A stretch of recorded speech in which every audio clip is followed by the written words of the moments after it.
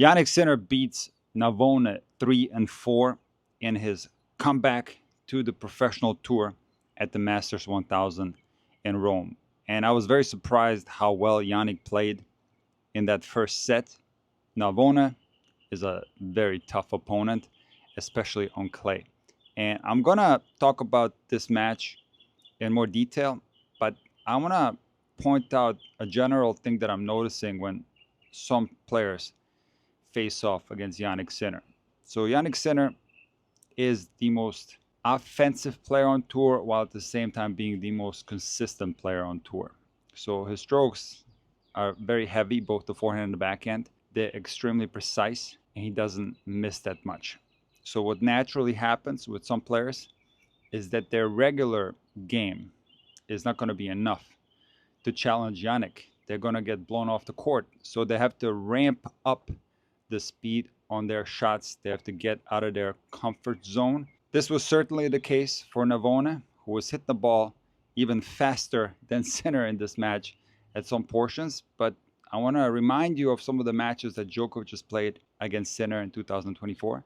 And I had the impression that Djokovic was pressing. He was getting out of his comfort zone. He needed to ramp up the speed of his shots, and he was missing more than usual. So not only can Jannik Sinner blow you off the court, but he can also make you play worse than you usually do. Now, I will say Navone played an excellent match. Despite him going faster on his forehand and the backhand than he normally does, I've watched him play a lot. I remember vividly the match against Rafa in Bastad last year. That was one of the best matches that I've seen in 2024.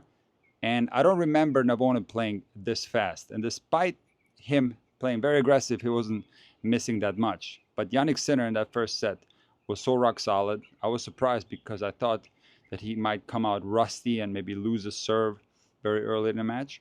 But he didn't. The only shaky service game came at 5-3 when he was serving for the set. And that particular game went over deuce. However, in the second set, things did get a tad more complicated for Jannik. This set was a lot tighter. Jannik did lose his serve, but he also managed to break Navone twice and won it 6-4. So despite Sinner having been off the tour for so long, it is so clear that he is the best player. His ability to put balls away with a lot of margins and also bake aggressive shots from defensive positions is second to none. The most impressive shot to me, and I've said this before, is that open stance two-hander down the line. His two-handed backhand down the line is for sure the best on tour. And his cross-court backhand is also exceptionally good because he has a tremendous amount of RPMs on his backhand. And I accidentally released a video a couple days ago called the Flat Ball Myth. I actually, on that particular day, planned to release the Andre match analysis. So that Flat Ball Myth video is going to be re-released next week. But in this video, I talk about some interesting facts regarding flat strokes. And data shows that when players go down the line, naturally the two-handed backhand has less spin than when the two-handed backhand is hit cross-court. So despite Jannik's two-handed backhand not having as many RPMs when he goes down the line, let's call it a lower percentage shot, he doesn't miss it that much. And he's especially lethal from defensive positions with that particular shot. I don't see anything in Jannik's game that should prevent him from being dominant on the clay. You could say that he doesn't have a lot of match confidence because this is his first clay court tournament. He did enter Hamburg after Rome, so he's going to get a lot of match play in prior to the French Open. But Jannik knows how to play on clay. He's a completely different player compared to even the 2024 clay court season. So I think Jannik Sinner is going to be the man to beat. Now, I am extremely worried now about my favorite female clay court player, which is Iga. And I wasn't necessarily worried when she lost to Ostapenko in Stuttgart and to Goff in Madrid, because despite those tournaments being on clay, these are not necessarily the optimal conditions for Iga. However, I thought that once Rome rolled around and the French, Iga is going to be very difficult to beat. And she played well in her second round, only dropping one game. And I did not think that Danielle Collins was going to have a chance against Iga, especially with the conditions suiting Iga and the match being on red clay, I was sure that Iga was going to win. But the first set was very much a level of tennis that I can compare to the golf match or the Iala match in Miami. It was a set littered with unforced errors from Iga. She did play a little bit better in the second set and made it close, but still in crucial moments, she was committing a lot of unforced errors, and her footwork seemed hectic, and it did not seem natural at all. I made a separate video showing you some of the footwork problems that Iga has had in some recent matches. I said after the Madrid tournament that I still consider Iga the player to beat at the French, but I really can't say that now.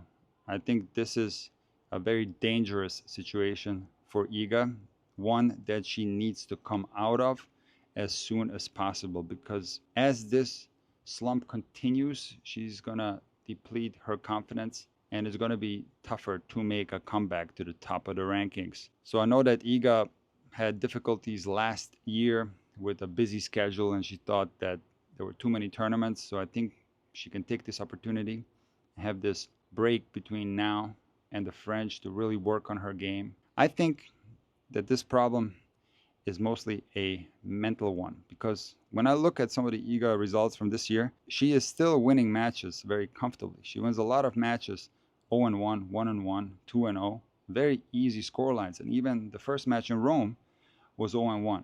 But I think when Iga comes up against someone where she feels the pressure, that's where she's breaking down right now. So Goff obviously is a high pressure match that she lost in Madrid. Ostapenko, super high pressure match in Stuttgart, a player that she's never beaten. And you can even make the argument that Iala in Miami was a high pressure match because it was one that she had to win. This was someone that's never been at that stage before and had taken out a couple of Grand Slam champions prior. In Rome, again, she plays well in the first round and then plays Danielle Collins, who she had some contested matches, and there was some talk on social media of a beef between Collins and Iga. But as an Iga fan, I hope that she can come out of this slump as quickly as possible, because I do think that is quite a dangerous one. In addition to committing a lot of unforced errors, the most mind-boggling statistic for Iga in the match against Collins was the percentage of points that she won on her second serve, and it was 23%.